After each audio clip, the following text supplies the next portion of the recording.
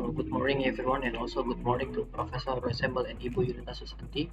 Please allow me to introduce myself. My name is Yudian Azhar, student of IPMI MBA class of September 2021. Today I'm going to share to all of you regarding my mind mapping during the class of Global Economy and International Business.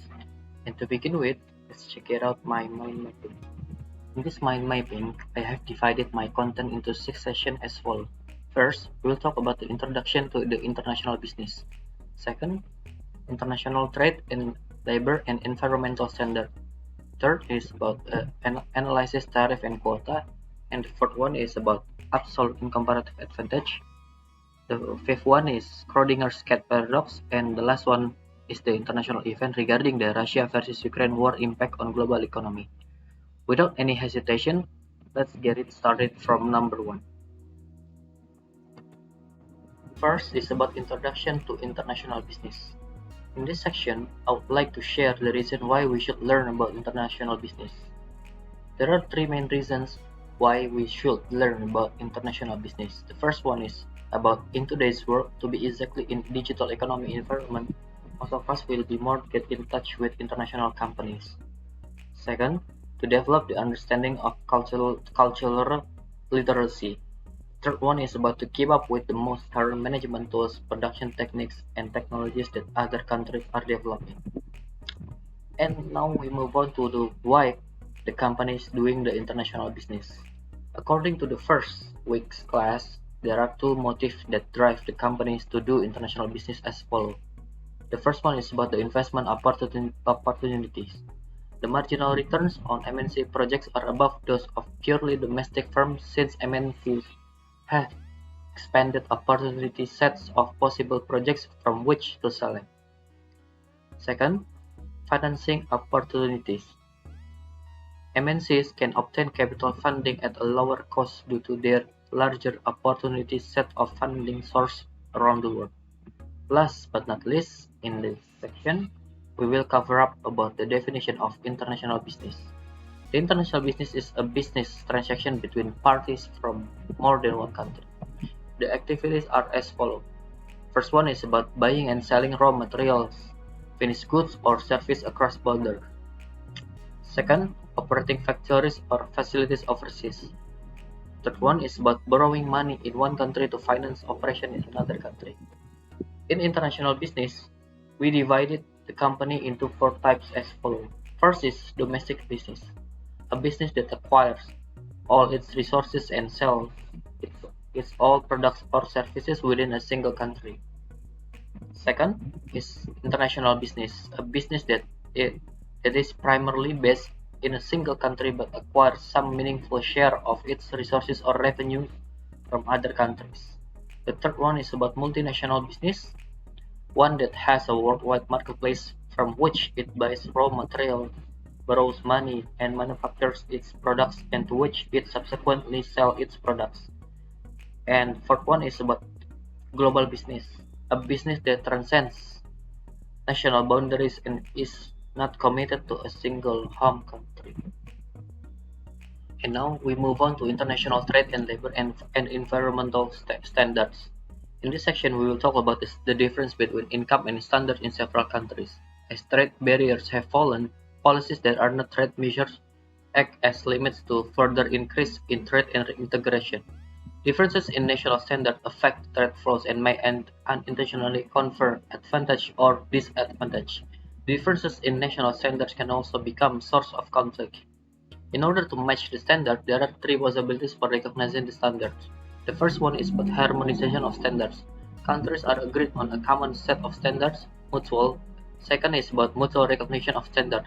Each country keeps its own standard but recognizes and accepts the standard from other countries. The third one is about separate standards. Each country keeps its own standards and does not recognize or accept the standard of other countries. According to the International Labour Office or ILO, there are 5 standards regarding labor standards as the following. The first one is about prohibition of forced labor. Second is about freedom of association. The third one is the right to recognize and bargain collectively. The fourth one is cessation of the exploitation of child labor. And the last one, or number 5, is non-discrimination in employment. And now let's move on to analysis of tariff and quota. The analysis of tariffs and quota is called commercial policy. First, we will talk about the definition of tariff. A tariff is like a tax on imports. It can be set into a certain of amount or expressed in percentage. Commonly in Indonesia, the customs are imposing the value of import using tariff like 5% up to 100% depends on the form of the manifest. Secondly, a quota is a physical limit on import quantity.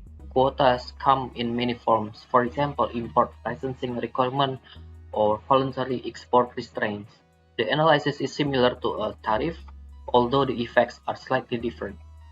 Both tariff and quota cause changes in the production, consumption, and importation of the good on which they are levied. Some of the effects are as follows. The first one is about production at home increases. Second is about some consumption which switches from foreign goods to domestics, but overall consumption decreases. And the third one is imports decline. And then we move on to the consumer surplus. Consumer surplus is the value of a good or services that is in excess of what a consumer has to pay. For instance, you are willing to pay 100 for a pair of shoes, but can buy them in 60. Your consumer surplus is $40, the difference amount between $100 and $60. Graphically, in a supply and demand system, it is the area under the demand curve and above the price. Different consumers have different levels of consumer surplus. And now let's move on to absolute and comparative advantage. By definition, absolute advantage is the ability of a country to produce more of a good or service than a competitor.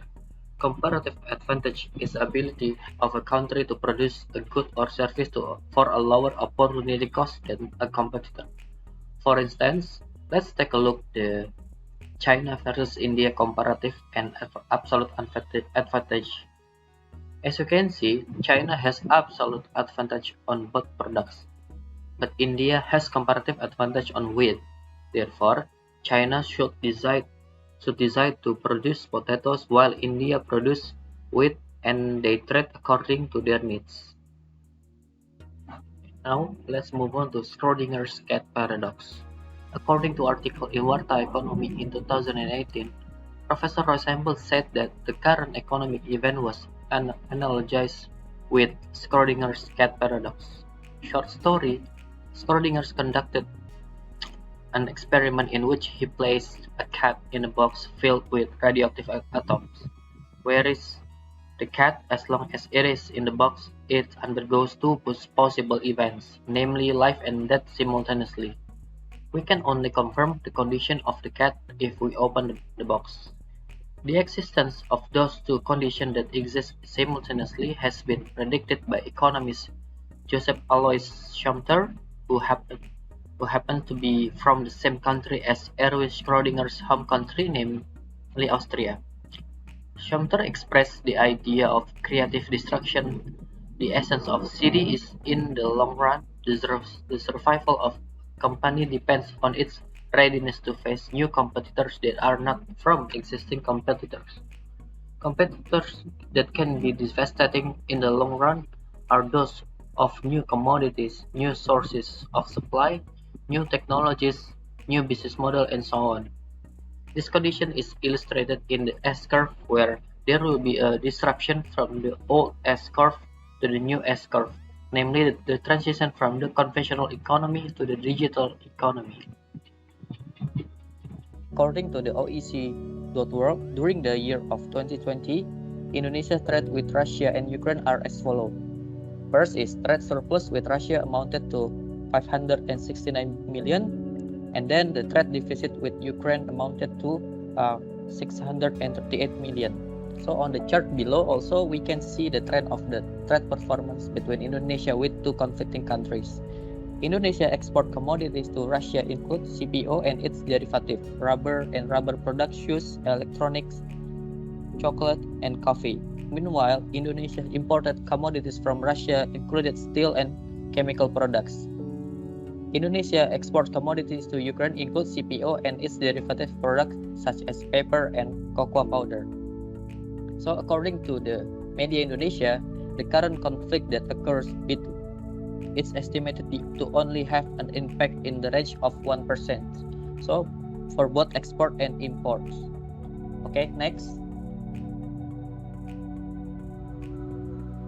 And now for the impact of the conflict on the commodity price in Indonesia, the crisis that occurred between Russia and Ukraine also had an impact on the increase in global energy prices. This price increase will greatly affect Indonesia due to Indonesia is net importer of crude oil that makes the trade balance often to deficit. As you can see at the right chart from BBC, since the Russia and Ukraine war heated, the crude oil price was increasing during the period of 2021. So there are two significant impacts that affected Indonesian government, such as this increase in oil price will put pressure on Indonesia's fiscal conditions. And now it's time for me to end this video. Hopefully all of you guys can get more understanding and knowledge from my video regarding global economy and international business. Don't forget to give likes and put your comments on my video. Thank you.